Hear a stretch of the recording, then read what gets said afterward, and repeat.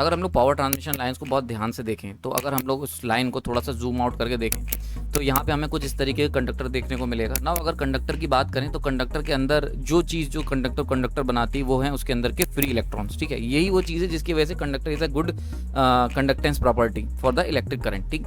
Now अगर हम बात करें सराउंडिंग की, तो सराउंडिंग के अंदर हमें कुछ इस तरीके के न्यूट्रल पार्टिकल्स देखने को मिलेंगे जिसको हम कहते हैं एयर, ठीक है। तो कंडक्टर के अगर आसपास के वातावरण को देखेंगे तो ये हमें पार्टिकल देखने को मिलेंगे, जिसमें ये जो मैंने ऑरेंज रंग के बनाए हैं, light orange, these are neutral particles in air.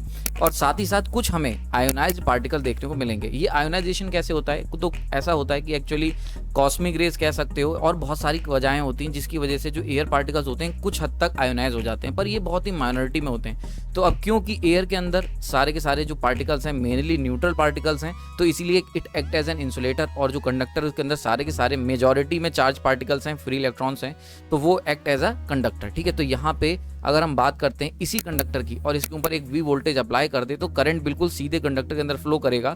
Air के अंदर कोई करंट फ्लो नहीं करेगा, बिकॉज कंडक्टर जो है वो एक काफ़ी लीस्ट रेजिस्टेंस पाथ दे रहा है करंट को। तो यहाँ तक की बात समझ में आ गई होगी ना। अब क्या होता है, अगर हम लोग वोल्टेज की वैल्यू को राइज अप करना शुरू करते हैं, तो राइज अप करने से क्या होता है, राइज अप करने से जो आसपास की एयर है वो आयनाइज होना शुरू होती है, क्योंकि जैसे जैसे हम वोल्टेज बढ़ा रहे हैं उसकी वजह से एयर जो होगी वो आयनाइज होगी तेजी से।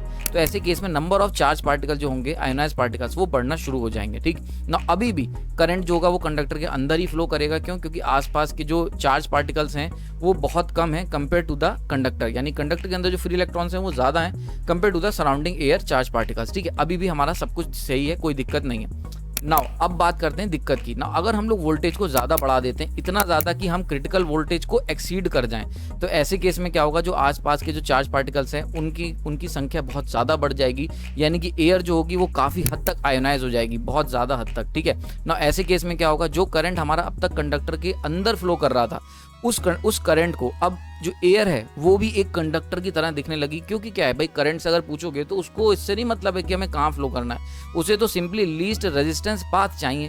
तो अब वो देखेगा कि कंडक्टर के अंदर तो लीस्ट रेजिस्टेंस है ही है, बाहर भी रेजिस्टेंस काफ़ी कम हो चुका है, क्योंकि आयोनाइजेशन पार्टिकल, आयोनाइज पार्टिकल बढ़ चुके हैं। तो ऐसे केस में करंट क्या होगा, लीक आउट करना शुरू कर देगा इस तरीके से बाहर की तरफ, और इस प्रोसेस को हम कहते हैं कोरोना डिस्चार्ज ना। ऐसे केस में क्या होगा, जो करंट पहले अंदर फ्लो कर रहा था अब वो कंडक्टर के बाहर, यानी कि बिल्कुल सटी हुई जो एयर है जहाँ पे आयोनाइज पार्टिकल बढ़ चुके हैं वहां पर भी फ्लो करने लगेगा। और ऐसे केस में हमें एक हिजिंग साउंड नॉइस सुनाई देगी, और ये जो हिजिंग नॉइस होती है ये आपने अक्सर सुनी होगी जब हम किसी हाई टेंशन लाइन के पास से निकलते हैं। तो वो बेसिकली क्या होता है कि कोरोना डिस्चार्ज के कारण वहां के पार्टिकल जब वाइब्रेट करेंगे तो उनके अंदर ही हिजिंग नॉइस सुनाई देती है। साथ ही साथ एक बड़ा इंपॉर्टेंट प्रॉपर्टी देखने को मिलेगी, जनरेशन ऑफ ओजोन फॉर्मेशन, यानी कि ओजोन गैस भी जनरेट होने लगेगी, फॉर्म होने लगेगी ना। ओजोन लेयर क्यों फॉर्म होगी, क्योंकि जब भी कोरोना डिस्चार्ज होगा तो आसपास की जो ऑक्सीजन होती है O2, ये उसको तोड़ देगा, और ऐसे केस में एक O पार्टिकल जब O2 से मिलेगा तो O3 पार्टिकल बनाता है, और यहाँ से ओजोन गैस का फॉर्मेशन होने लगेगा ना। ये तब होगा जब हमारा वोल्टेज ग्रेटर होगा क्रिटिकल डिसरप्टिव वोल्टेज से, ठीक है नाउ। अब यहाँ तक की कंडीशन तो बिल्कुल सिंपल थी, लेकिन एक कंडीशन और इसके एक लेवल ऊपर आती, एक हाथ ऊपर की कंडीशन समझते हैं ना। अगर हम लोग अभी भी नहीं माने और वोल्टेज को फर्दर इंक्रीज करा, तो फर्दर इंक्रीज करके अगर हमारा वोल्टेज विजुअल डिसरप्टिव वोल्टेज को भी पार कर गया, देखो दो क्रिटिकल वोल्टेज होते हैं, एक होता है normal disruptive voltage, critical disruptive voltage, और एक होता है विजुअल।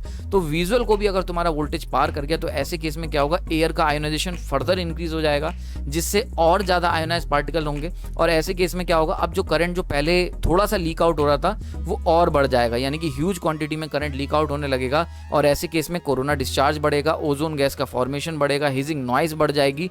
और सबसे इंपॉर्टेंट चीज यहाँ पर, ये जो विजुअल लिखा है ये वर्ड कहाँ से आया है, तो आसपास आपको वायर के आसपास एक वॉयलेट कलर का ग्लो देखने को मिलेगा। So this is the ultimate corona discharge और अल्टीमेट कोरोना फॉर्मेशन, समझ में आ रहा है। तो ये चीज यहाँ पे मैं इसको कंक्लूड करता हूँ, तो इस तरीके से वायर के अंदर एक कोरोना फॉर्मेशन हमें देखने को मिलता है।